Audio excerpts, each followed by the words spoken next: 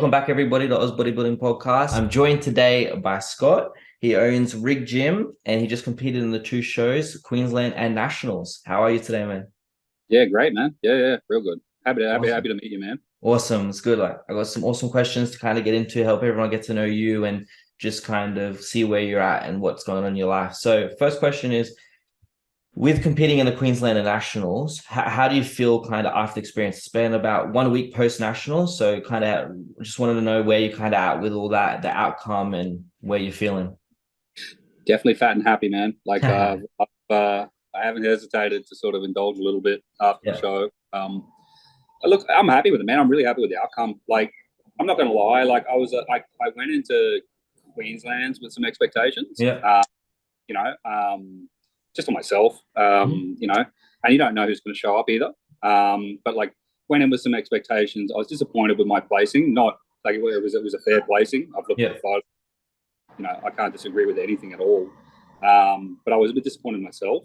And I think like I'm definitely well rested now. Like I went into that went into Queensland's, man. Like I sort of I did my own prep running in.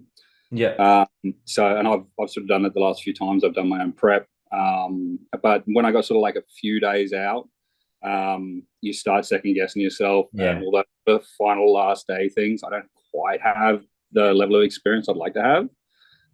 So a friend of mine, Carlos Chan, I sort of contacted him. Yeah. And like we used to train together. He's a great guy, great coach. And I just contacted him. I said, look, man, I know I'm pretty much throwing you a real curveball here. I'm asking you to save me like 3 days out from a show. And look, like anybody else would have told me to go get stuffed. And he sort of took me on. We did the best we could with what I'd done, but man, I've got a tendency to drive myself into the ground. It's never really a question of working hard enough for me. It's a question of when to pump the brakes. I'm sort of brakes. And what ended up happening, man, is like I just drove my cortisol through the roof. Like leading into that Queensland, man, I was doing 40,000 steps a day. I was training twice a day. Yeah, my man, like my soles of my feet now, the blisters, like my entire heel on both feet were just a blister.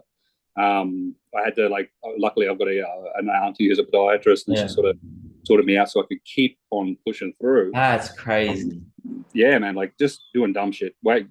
Pushing everything down too hard, pushing every avenue a little bit too hard. And when Carlos took over, man, basically he like more than doubled my calories. He halved my steps and he halved my training volume. And I think that's pretty much what the difference. And it was a pretty considerable difference to look from Queensland coming into Nationals to like way happier at Nationals. Yeah, you definitely looked a lot more kind of. You could tell that your body wasn't so fatigued, like it's so run down. So you did look a little bit more fresh. Yeah, big time, man. And it was counterintuitive, man. Like for me, like when Carlos is like gave me the plan, I'm like, look, bro, I trust you 100%. I like if you tell me to eat dirt, I'll eat dirt. Yeah. I honestly expect because we had it in mind after because William got me at States, and he's considerably bigger and thicker guy. Yeah, he's a big guy. Oh, very much so, especially in that division, man. And I sort of like assessed it. I'm like, shit. I'm like, maybe because I'm a smaller guy, man. I'm only freaking like 5 foot nothing. Like, and I sort of looked at it and I'm like, oh, maybe we like I was at 75 kilos when I competed at States, like. Maybe I can make it down to the under 70s. It should be pretty competitive with the amount of muscle I got. Yeah. And we messed around with that. And when Carlos gave me the plan, I'm like, I'm thinking he's going to put me on like fucking, I don't know, 600 calories. Yeah. And I'll just be like, just up in the ante on everything. And he's like, nah, man, like we need to rest you. This is going to be better. And we got to like the Wednesday before the show, and I was still sitting at like 78 kilos. And I've got a wife and a kid, man. We assessed what I would have to do in order to make under 70s, and I just went, no way. It's madness. Like I'm sure it could be done, but it's pretty dicey. So yeah, well, even when your body is kind of like you were so run down. So what did you come in at States? I came second at States. No, like your weight. What was your weight? On my weight, 74 kilos, man. So 74, and you were so run down in comparison. So I think really trying to push to that under 70s. I don't think you would have not even got second, and you were lucky enough to pull second at Nationals as well. So like, that's what I mean.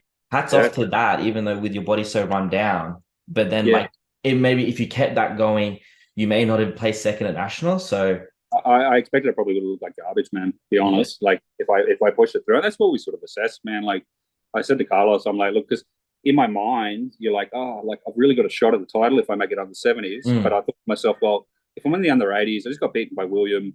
I've seen some of these guys and competed against some of these guys who were coming up from interstate, man, before, and like yeah. the level caliber is really, really high. And I just sort of went, oh shit, like I don't know if I'm going to be able to hang with these guys. And like I was just really happy, man. Like I went into nationals with no expectations, man. I got to compete against some awesome athletes, and man, like second place is fucking perfect for me. Yeah, it's good. It's kind of that it makes it also more bittersweet because you kind of went in with that no expectation and it Yeah, just makes the experience a whole lot more enjoyable. And then the reward of coming second, even third, yeah, even more better. that's right, man. Like I was fortunate enough on the day. Like I remember standing backstage, I saw Will backstage, and I'm thinking to myself, like, and he was better than at States, Yeah. man. And, like, even my wife turned around to me, she's like, "Shit, you're gonna have a hard time," and I'm like, yeah, all right, third place might be happening, like if I'm lucky. And I mean, look, on the day I got up and I was happy. Obviously Bobby Randall, he picked up the win there, man, Yeah. and full credit to him. Like he looked fucking wicked. Like, Yeah, you look good. oh yeah, I fantastic. feel I feel that apart from in my opinion, they were kind of playing more of a mass game. In compared to conditioning, I still felt a lot of the choices of winners, from first, second, and third was very fair. Yeah, yeah. And so it was, it was good to see in that regard.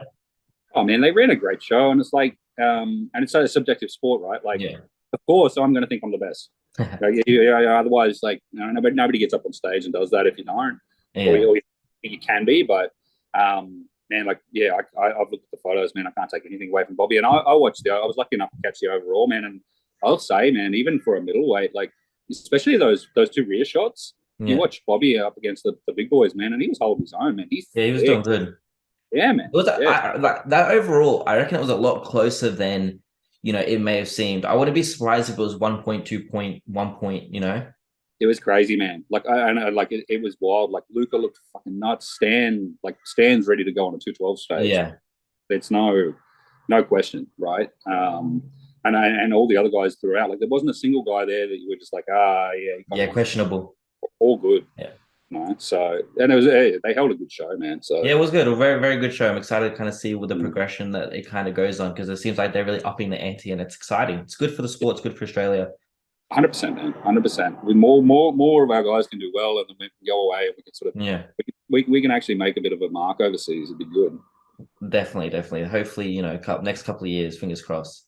Yeah, man. So my question, you kind of answered my second question to do with Ah, because I was asking about Carlos, but no, that's okay. yeah. Because what it kind of made me think of anyway was, so were you kind of always under that mentality of you have to you suffer? There's this I'm finding lately in the past couple of years too, like we're starting to there's a trend of removing away from that old school thought process of we have to suffer, suffer, suffer, suffer. And kind of, we can be a bit more relaxed, we can be a bit more lenient and maybe find that balance. So are you kind of like stuck I'm in that? still I'm a Yeah. bit old, man. Yeah, like there's an element of it, like when you're not feeling like you're hurting. Like for Yeah. me, I don't know. I had those, and it's a Ben Pakulski thing that I'm sort of ripping off. But I remember him talking in a podcast, and he was saying like when he's dieting and he starts to feel hungry, a little sort of smile comes on his face, and he's like, Yeah. "Great, this is working." Like, and I sort of ran by that a little bit. Like, I am under no illusion that I haven't got the greatest genetics in the world. Yeah. So, like, my way of thinking, man, is I've got to show up and I've got to be inside out. And I've got to be as muscular and as dense as I possibly can to be able to hang with these guys who have a nicer shape. They might have a smaller waist or all the rest. So, like, the only way I'm going to win is if I outwork them. Yeah. Which clearly, like, can work against me, I guess. But so, like, I mean, look, I'll be honest. I'm dead honest with you, man. I spoke to my wife about it. Like, Yeah. next time round, so 2024 at this point, probably season B, I'll definitely be getting Carlos to sort of handle things Yeah. early on in the prep. I'll probably he messaged me about 6 weeks out, and he's like, "Hey man, like if you need my help, I'm happy to help you out, and you just let me know." And I'm like, nah, man, I got this. Like, Yeah. and then honestly, like after that point is when I really started to dive things So, down. yeah. Well, then I was sort of like just riding the wave, like because I actually started this prep. I came in, there was no off season, man. I actually Okay. started prep at 73 kilos, eating like maybe 3 or 4 meals a day, and like just working. We were building the gym while I was running the business, man. And I was like, we were doing 16, 18-hour days, 7 days a week. So like, it was wild. Like for maybe like 6 months. Damn. So what made you decide to kind of just jump in the mix of everything going on in that, and not have honestly, kind of proper off season? Well, it was more like it was what ended up happening, man, is I looked kind of okay. I was actually I went and had a DEXA done, and whether that's accurate or not, but I went and had a DEXA done, and I was like 6% when we decided to start the prep. Okay. And like I was in pretty good nick. I looked okay, and my business partners and I, especially starting the gym at the time, like we were a bodybuilders gym, and we thought, well, like it's probably pretty good marketing, get our name out there if one of us does it. And I guess I drew the short straw. Like I was already close enough to being in shape. Although I will say, of the business partners that we've of my business partners there, I'm definitely not the best bodybuilder out of the group. So we've got another guy coming yet. So is he maybe competing next year? Maybe I'm hoping so, man. I'm pushing him pretty hard. I'm trying to sweet talk his wife and letting him do it. So he's exciting. I'm pumped to see what I think. Take your word for it. Take your word for it. Oh yeah. So that's awesome. Yeah. I think it's really great that I guess maybe Carlos could see that maybe it looked like you were starting to flat out, and he kind of reached down. And it was good that you have someone kind of in your corner that was able to do that, or let alone even though you said no, when you asked him again, he didn't fob you off like you said. He was able to just go, you know what, awesome, let's kind of work it through, and even push that straight through the nationals. Yeah, and I mean, like, what coach would take that on? You know what I mean? Somebody comes here 3 days before the show and says, like, he's had no opportunity to learn my body. He's had no opportunity to see any of the metrics coming in. And he's just like, make this work. You know? So, like, my hat's off to him. Yeah, a lot of respect for him, because, like you're saying, I know none of them are pro coaches in that regard, but it's still your reputation as a coach, and having clients that you take someone on 3 days, and if shits the bed, some people may look at it that way and go, well, It's exactly right. People will disregard the fact that I got myself to that point. Yeah. And they'll just be like, oh, it was the coach's fault. It's like, oh man. Which is unfortunate, but it's the game. Yeah, it is. So my next question is, so talk to me about the gym. So kind of, I'm really excited. I get next time I'm in Brisbane, I want to make sure I come through and check it out. Because unfortunately, I had left Brisbane just as you guys kind of opened, so I missed out. And I was like, damn, because I feel that I love World Gym, but I feel it's a bit too, especially the new ones, like what they're building it feels a bit too commercial compared to kind of like some of the ones they already have built. So I felt Brisbane was kind of lacking that really, old school bodybuilding gym style. So kind of just run me through that whole process and, why you decided to do that.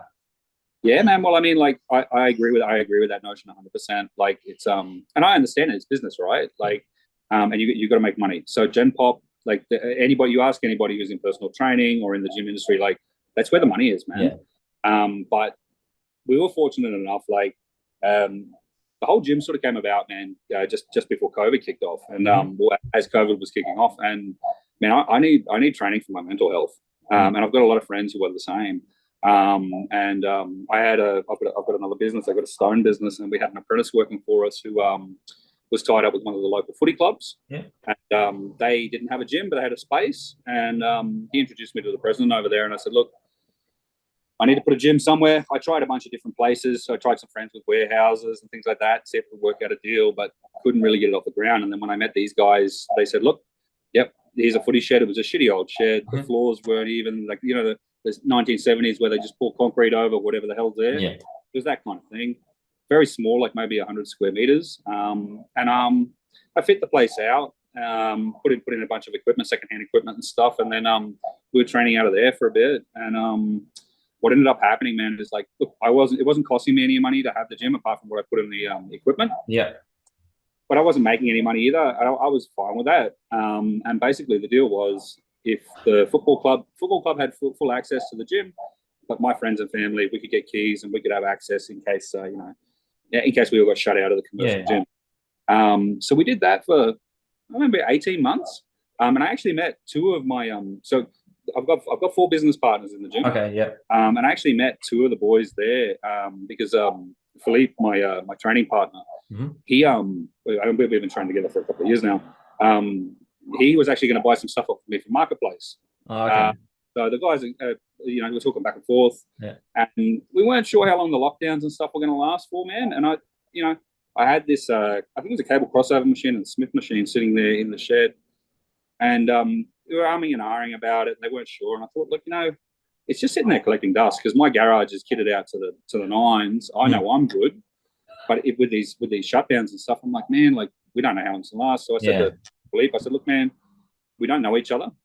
I said, how about you give me $1,000 as a holding deposit? It was probably about $4,000 or $5,000 worth of equipment. I said, give me $1,000 holding deposit. I'll hang on to it. You can take the equipment. You can use it for as long as this lockdown goes on for. And when it's done, you bring it back, and I'll give you $1,000 back, and away we go. And I said, if you like, you're welcome to keep training here. And from there, he and his friend Josh, they both came across and started training, man. And like from there, man, we did that for another 6-12 months, but it was a bit rough in the shed, man. Like we were exposed to the elements. There was no toilet. Yeah. It was, it's hot, man. It's Brisbane in the sun, in a tin shed. It's not the best. Nah, dodgy. Low roofs and no insulation and stuff. So, like the guys just said to me, hey, man, like, why don't we do this commercially? And I'm like, well, I've already got another business. It keeps me pretty busy. Yeah. I'm like, I don't know if I really want to shell out that much. And 4 of the boys, man, came back and they got together and they said, look, well, like, how much would it cost? They came up with their share and they said, let's do it. So, that's awesome. Like what, maybe from that point, that decision, like maybe 6 months later, we've got the gym open. So was that decision was kind of made end of COVID? Yeah, towards the end of COVID. Yeah. We were just sort of trying to figure out what we were going to do there because it's like, well, do we want to go back to commercial gyms? Because there's an element of being able to, like, I know training in the shed wasn't always pleasant, but there was an element of the fact that you just lock the world out. Yeah. You close the doors, you can put the music on, and you were in there on your own, and you could just do whatever the hell you want. It's almost like meditative kind of training. There's no distance. I can understand that. Like I've been to Sam's gym a couple of times at Iron Asylum, and like every time I've been there, no one's been there, and it's just like a dream come true. It's like just fucking zone out. Music's playing loud. You got the place to yourself. It's like you're in a jungle, and there's nothing else to worry about. Oh, it's perfect, man. And I mean, like I saw that gym there, Sam's gym down there too, man. And I sort of draw a bit of inspiration from it, man. Like for us, like, I don't know, like bodybuilders, man, like we started the entire fitness industry. It was built around us. Gyms are around because of us. Yeah. I kind of feel like if we're not an afterthought, we're almost not wanted in gyms anymore. We lift too many weights. We pay our membership and we show up every day and we use the damn thing. Like we're not exactly the perfect gym membership from a business point of view. Yeah. Because I've even heard things of like certain gyms like overseas and stuff, and like to do with like making noise, and like there's buttons like if someone like drops a weight, people get told to fuck off and like leave. And it's just like it's like you're saying, we it's not a fucking library. But the thing is, like you're saying, we kind of bodybuilding started gyms, and because of business, like you're saying, going more gen pop, and that's that direction. And it's unfortunate. So having these people like you, people like Sam, making these bodybuilding style gyms, or where we can just go in and because it's also kind of gives that like when you post that video of you in that little shed we're doing the squats, like it just made me think of like Dorian Yates, like in the little dungeon, and that like that's like what we live for. It's all for the love of it, man. That's the thing. Like, and I mean, we're fortunate enough, myself and my business partners, man, like I've got my business, all the other guys have got quite good careers and stuff like that. Like obviously I don't want to lose my shirt, the boys don't want to lose their shirts for the sake of the gym, but like we don't have to sell out in order to make money. It's not putting food in my mouth. Like I'll be honest with you, man, when I was younger, I don't know if you ever do it, but you daydream, if I won the lotto, what would I do? I was always I build this gym and I'd have all this custom equipment, I'd handpick the equipment and blah blah blah. Well, man, I didn't win the lotto, but I kind of did it at the same time because like still made the dream come true. Oh, it's so good, man. Like it's the best shit in the world. I spend all day at work thinking about what I'm going to do when I get to the gym. Like I'm sure there's a lot of us like that. Yeah. No, that's really cool. That's awesome. Yeah. So does that mean you went through and kind of handpicked majority of the equipment, or did the other boys have experience and you kind of worked together? Or I'm the equipment geek of the bunch, man. Like I really, like look, part of what makes you good at bodybuilding a lot of the time is you might, and some guys are different, but like for me, a little bit obsessive compulsive, you know. Yeah. I can fall into things and go pretty deep on certain things if they interest me. Yeah. And I got really into the weeds on equipment, man, and like so yeah, like I pretty like every piece in there's handpicked, like and I like it's always going to change because I'm always thinking to myself, that kind of machine looks a little bit better. And like, look, I'd love to have all the coin in the world and be able to go out and buy all brand new Panada and all this kind of thing because they're beautiful machines, right? Yeah. Atlantis as well. Yeah. But there's still an absolute ton of great equipment out there. Like we were lucky enough, we got some stuff out of Perth. We brought stuff over from Perth. We've got stuff from Melbourne. There's stuff from Sydney. It's all over the place. I can't tell you how many times I took the ute out and went and picked up a piece of equipment that was all covered in dust out of the farm out in country Queensland or northern New South Wales, man, and brought it back to life. And That's and, awesome. Yeah, every piece has a some pieces in particular have some really good stories, but every piece has a story to it. So that's great. It kind of helps build. What's the right word? I was gonna say legacy, but that's not it. Right. Kind of a character to it, eh? Yeah, character. That's it. For each piece, and really makes that gym have its unique style. Because that's something that I've like really noticed lately, and this is another reason why I would like to have my own kind of bodybuilding Pacific gym, and or even be able to train, for example, at yours or Sam's more regularly, because a lot of the commercial gyms these days too, with the equipment they're choosing, like it's so shit. Like it doesn't feel like any catering to biomechanics or anything like that. Like no offense, but like all the new world gym shit that they got, like the Gym 88 or whatever it's called, Gym 80 Loco thing, Alpha Elite. They just feel shit. Like, and it's just like, where's like the old school Cybex? Where's the old school integrity? Where's the like saying Atlantis? We have no Prime or Atlantis here. No, well, I mean, and that's the thing, man. Like, look, we had to bring it in from I wasn't willing to shell out what you're going to pay for the Prime pieces, but we have stuff made in China and brought over. It works on the same concept. Man, we've got some back machines in there that are Prime style.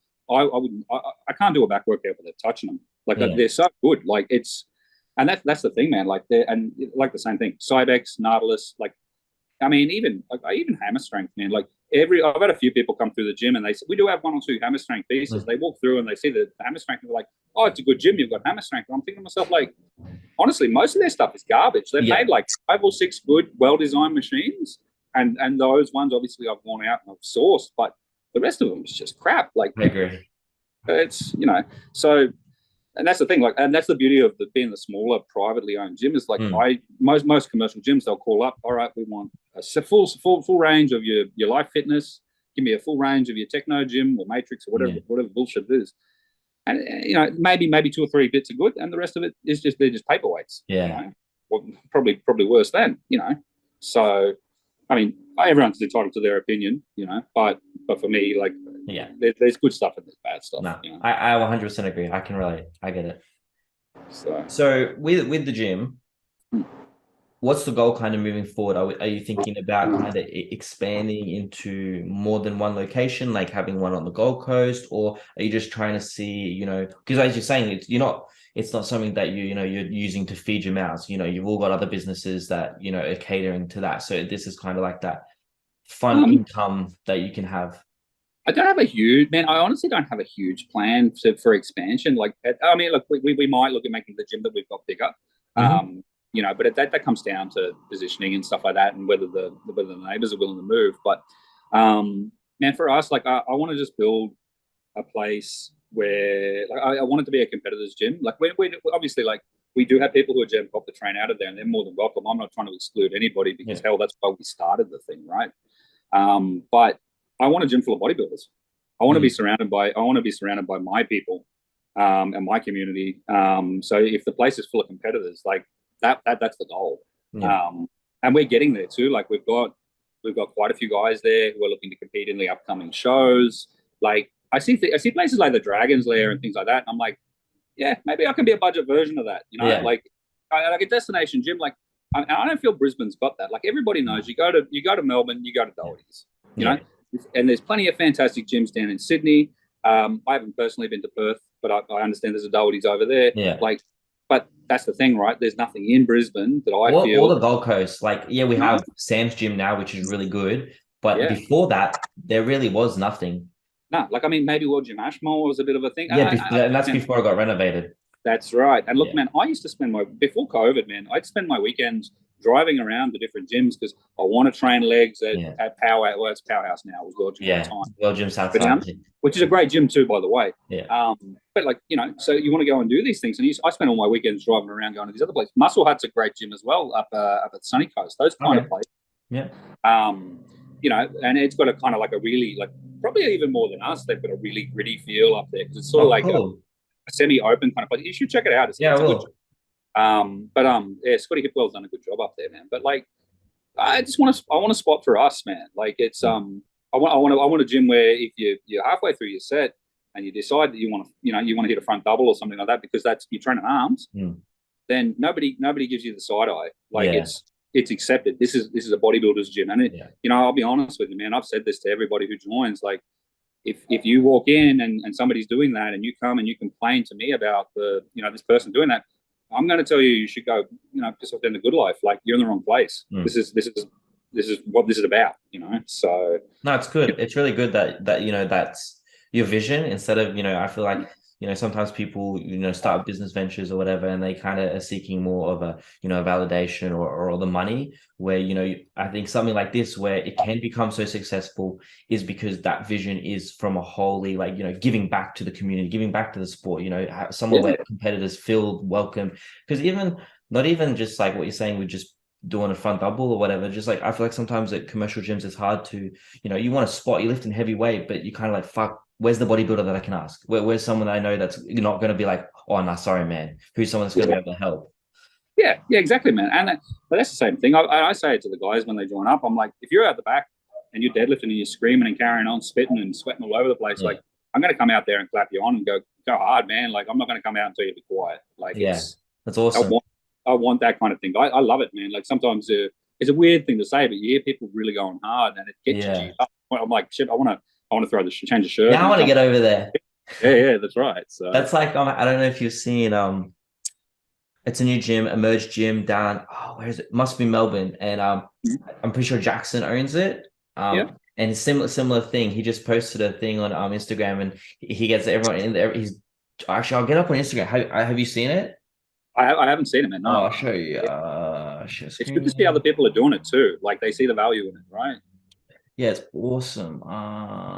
Here. Jackson. Here. So he just hit this PB, and like this is at his gym, and he just had like everyone around watching. Fuck yeah. And it's just like kind of that energy, like you're saying, like he's screaming and just everyone's cheering. Fucking crazy. 320 kilos. Boom. Beast. I love that shit, man. But that's what I mean. Like, it's so cool to kind of, like you're saying, have that environment, being free to be able to do that and express themselves. It makes you better, man, honestly. Like, I think even in the short time that we've had the gym open, I've been a better bodybuilder because I've been surrounded by bodybuilders. That's good.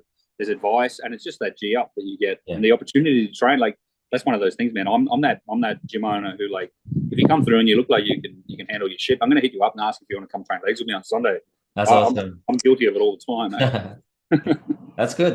But it makes you feel welcome too. It's like you're saying, you're building that community, and that's the biggest thing. You want to be around like-minded people. You want to have that circle, and you want to be able to. I was talking to someone else on one of my other podcasts, and we were talking about. He's saying, like, being in that environment, being those surroundings that amp you up and get you excited, and get you in the headspace to train hard. It's so important, especially within the sport.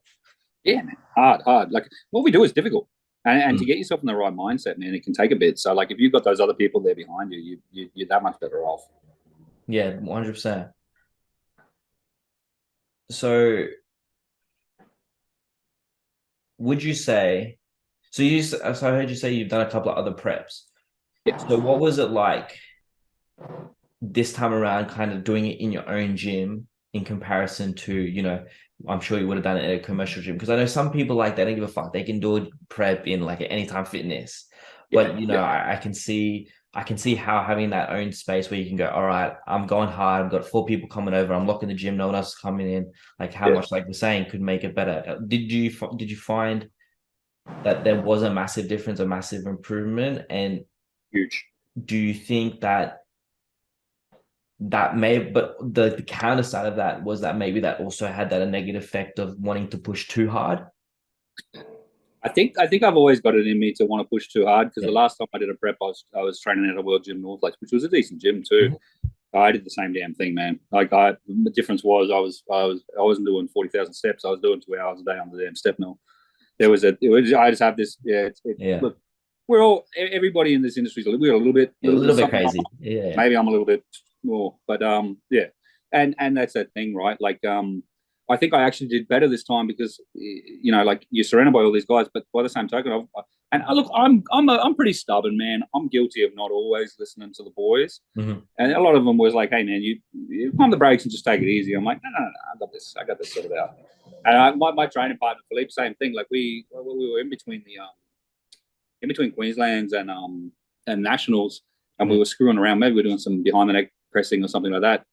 And like I felt good, so I'm like, all right, let's throw 3 plates on the Smith.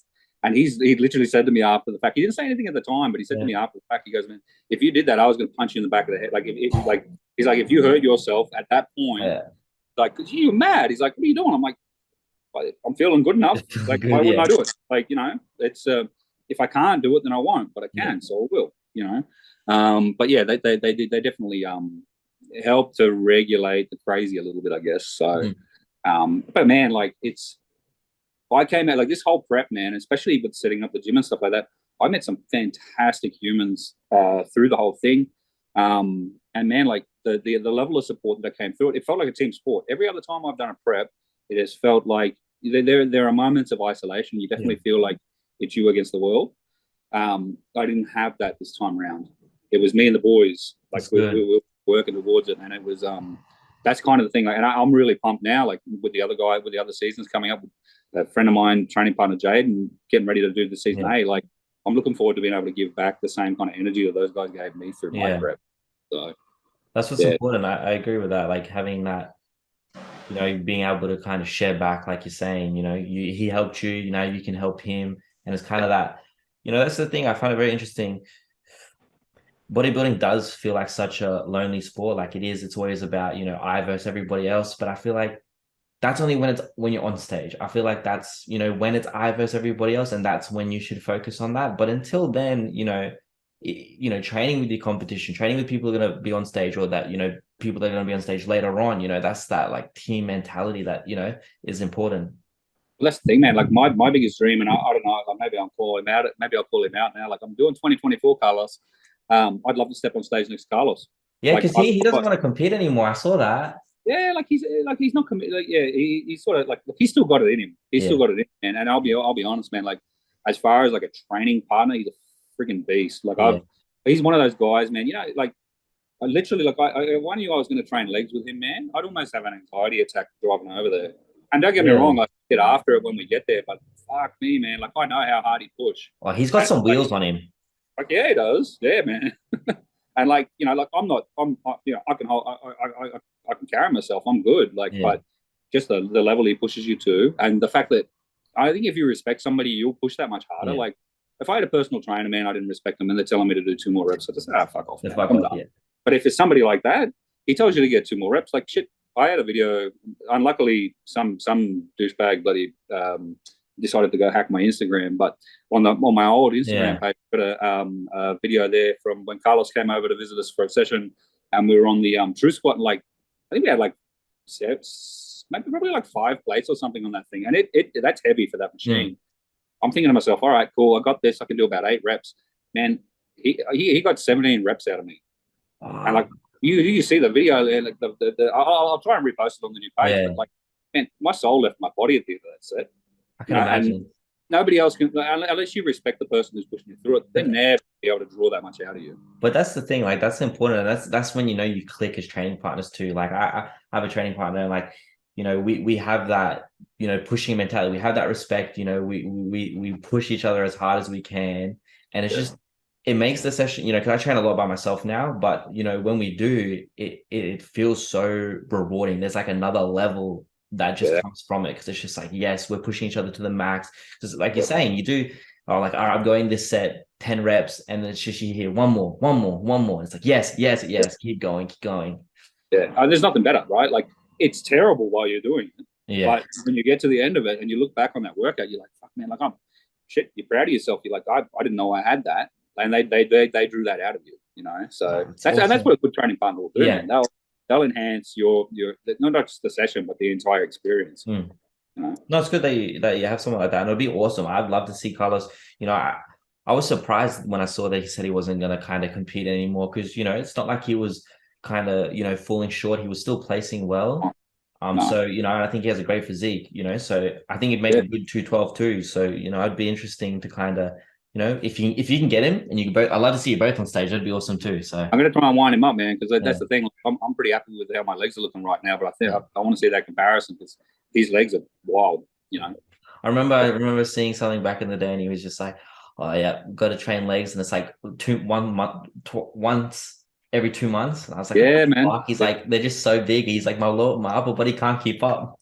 yeah, man. He keeps telling me to do the same thing. I just can't. Like, again, it's that psycho, man. Yeah, I write my program up for the week, and I'm like, I almost can't stand not having 2 leg days in there. I just feel like it yeah. has to happen. But yeah, maybe I need to be a bit more intelligent about my programming if I want to bring a better physique next time. But yeah, It's hard. It's an interesting thing, that, because it's like something that I'm really kind of been listening to and thinking about as well myself, is finding that balance between what I enjoy with the training split and how I enjoy training with, what is going to be, maybe the best from a, athlete point of view. Because like you're saying, like, you enjoy training legs twice a week, but it's just like, oh, well, are you actually going to get more benefit if you do it once every 4 weeks? Because then, okay, you get your upper body's going to come up more. You're giving your legs a bit of a more rest, and you just can hit one hard as fuck session. So it's interesting. Like, what are your thoughts on that? Like, do you think it really matters?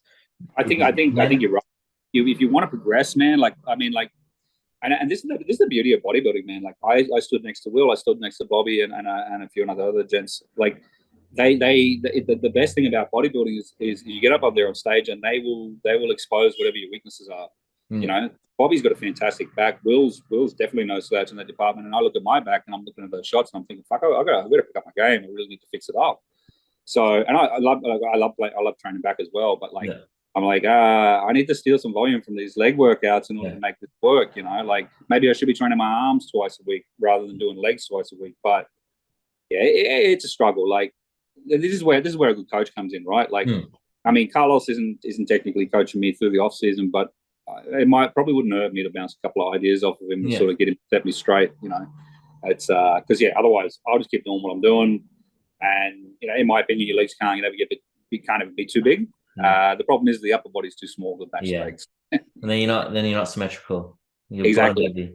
And that was one of the knocks that I got from the show. That was one of the things that people sort of said to me. So, if I want to come back and I want to do better, I have to fix those things, make those improvements. But it's a learning process, man, and I'll come around to it. It's look, I'll be honest with you, man. The leg equipment we got at Riggs, it's hard not to go and train legs twice a week because I've got such fucking variety, man. Yeah, that's awesome.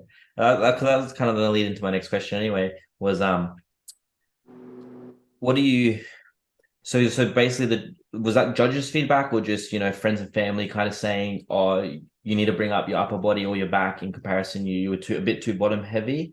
So I feel like it was. I feel like it was sort of glaringly obvious. I spoke to. I haven't had the judges' feedback yet. I haven't applied for it because I would like to hear it. Friends and family, other and then the boys, like they all sort of assessed it. Like I've looked at those photos, man. Like Bobby's got a great back, but like if I'm going to compete against guys like that, I need to have that too. Yeah.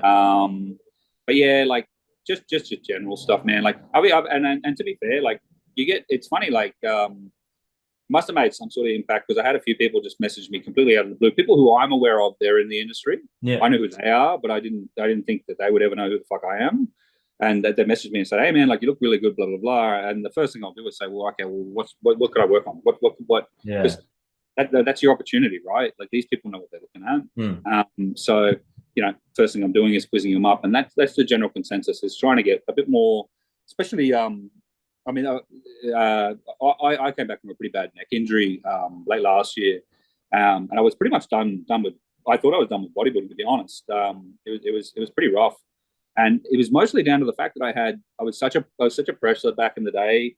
I was quite strong with pressing, and I've never had a really strong upper back, and it caused a massive amount of internal rotation. I was actually starting to tear and fray away the ligaments in my neck because of internal rotation. Coming into this, like in the last 12 months, man, I trained chest maybe 4 times. I had to completely like drop all the pressing sort of stuff out of there and then just double the volume on my upper back just to get it back to where it was at the stage. But looking at the photos and stuff like that, there's still another 12 or 18 months of developing that before I think I've got it really looking right. So yeah, that's crazy because like it's funny you say that because I kind of not as bad, but I've always kind of gotten really like short shoulders or like really tight neck, and and I've worked out that was because my scapula and upper back, middle back is so weak, and so I've really had to like like you're saying decrease that pressing volume, even though like my chest is it's annoying because my chest is one of my weakest body parts, but what I realized I was doing was always kind of rowing with my lats.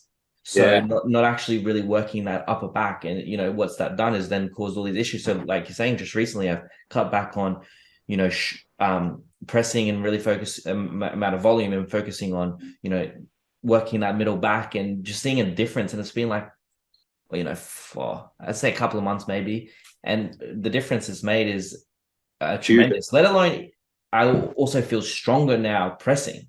It's awesome. Yeah. Oh man, it's a learning experience. Like I didn't really think about it before, but I'm like, fuck, my arms really suck, and I'm like, all right, I didn't really sort of consider it, but like if I'm always internally rotated and my arms are always twisting in, how the hell am I really recruiting my biceps and my triceps properly? Once I start to correct that posture and you're training them better, your arms improve. I'm like, oh shit, there's something to this. Like I don't know. Like it's not just a case of just going into the gym and just picking what you're strong at and just hammering away at it.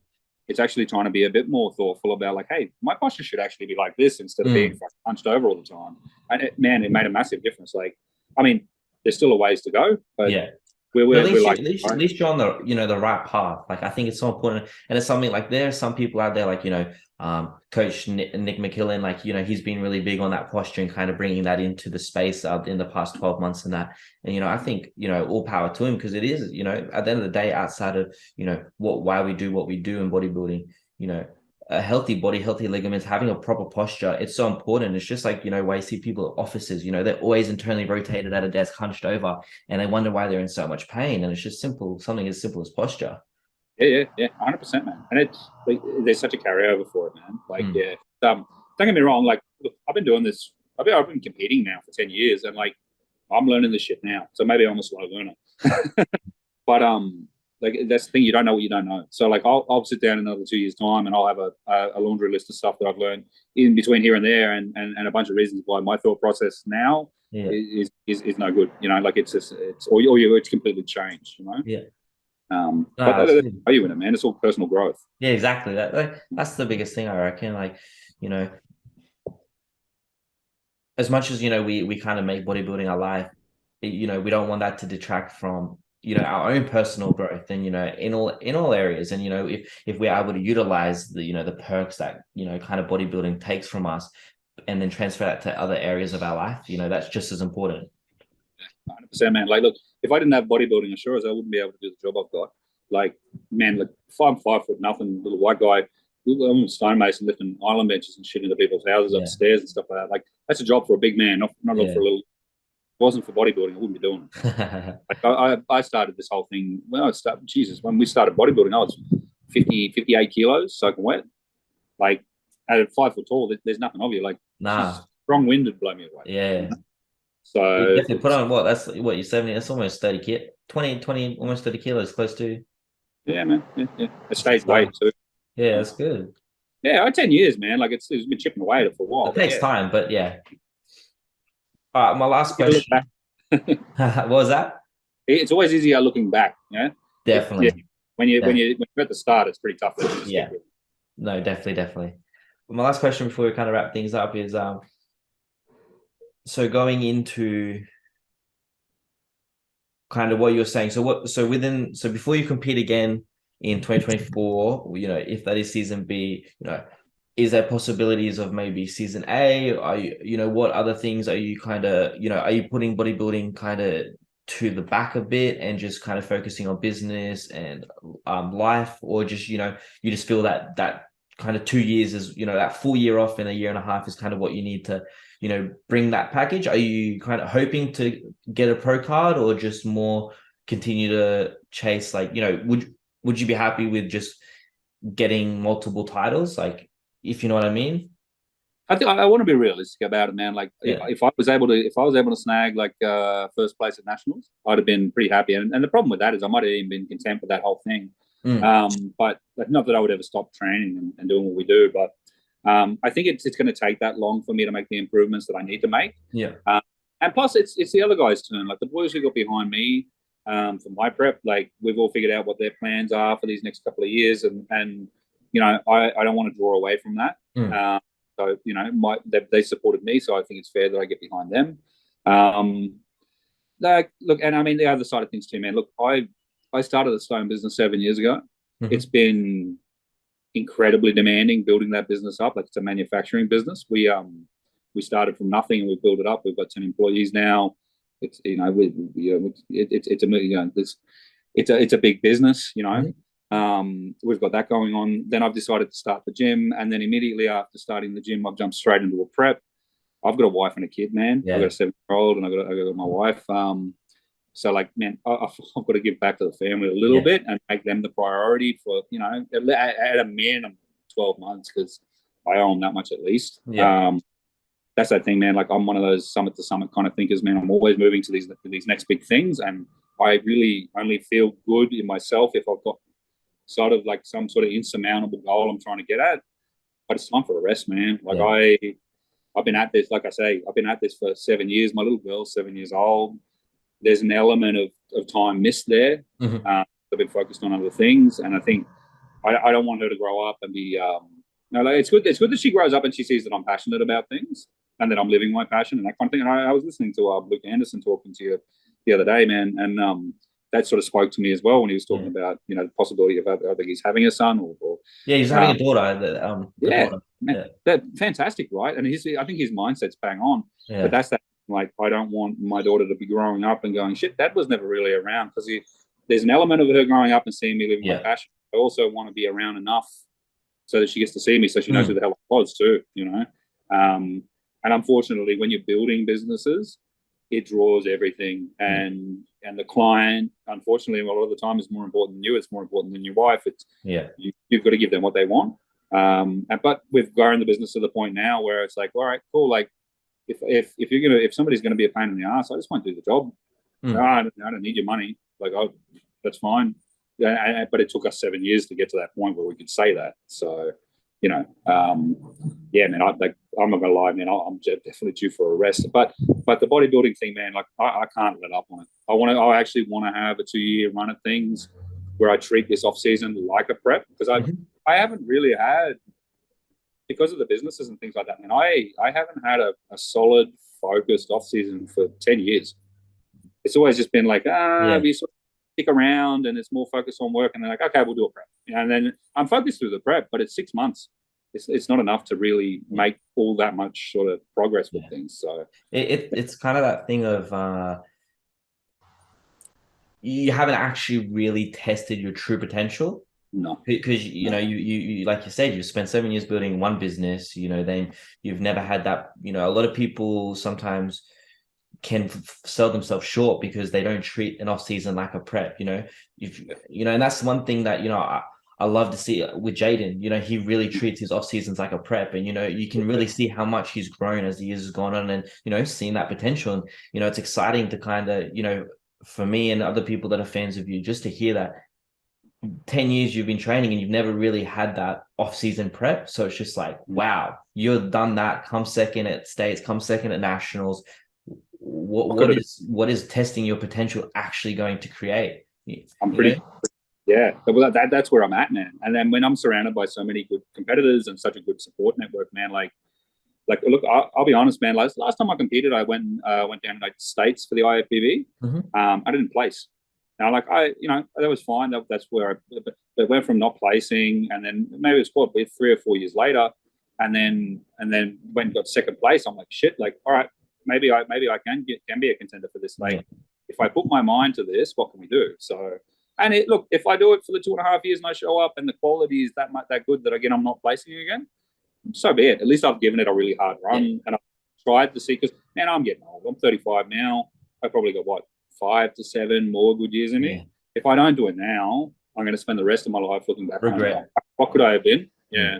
So, yeah. And I get that. I get that a lot. That's kind of like where that my headspace in is with, I want to compete, but like I was saying prior to this, I want to have that physique where, I'm not just going to get shat on and, because I can't do juniors, but at the same time, like, am I just going to push that too far? And then it's going to be, oh, fuck, I've wasted all this time. And now I'm kind of only getting this, but I am still young. So I do have a bit more time on my hands, but I get what you mean by that. It's important sometimes, I think we get too carried away with, wanting something and not just sometimes biting the bullet and jumping in. Oh, man, like, and that's the thing. Like, I mean, I was watching what happened at season A, man, and I saw Cam George and the shape he was in, and he was fantastic, man. And like, I saw that, and I literally said to my wife, I'm like, this guy's under 80s, and he just won his pro card. I'm like, killer. I'll be honest with you, man. I was thinking about it, being a smaller guy, man, and looking at it, you're like, man, like I'm never really going to be able to stand in these overalls and be able to hold my own, let alone win. And it's like, and then you saw Cam do it. I'm like, well, I'm not comparing myself to Cam. I met him on the weekend. I'm under no illusion. But I look at it and I'm like, well, fuck, if he can do it, like, why can't I do it? Yeah, why not? It's that inspiration. Yeah, hard, man. Yeah. And to meet the guy, like, and talk to him and stuff like that, fuck yeah, like this, that sort of G's me up. I'm like, all right, I'm doing the right, I'm on the right track here. So. That's good. That's awesome. Well, thank you so much for joining. It's been a pleasure talking. Thanks for having me, man. Definitely, like I said, next time in Brisbane, maybe I think next 2 weeks, I'll definitely try and make my way over to the gym and hopefully you might be there and I'll say hi to you on that. So thank you so much, man. Yeah, perfect. Nah, be my guest, man. Easy. Awesome. Have a great rest of the night, man. Thank you. Same to you, man. Cheers. Thank you.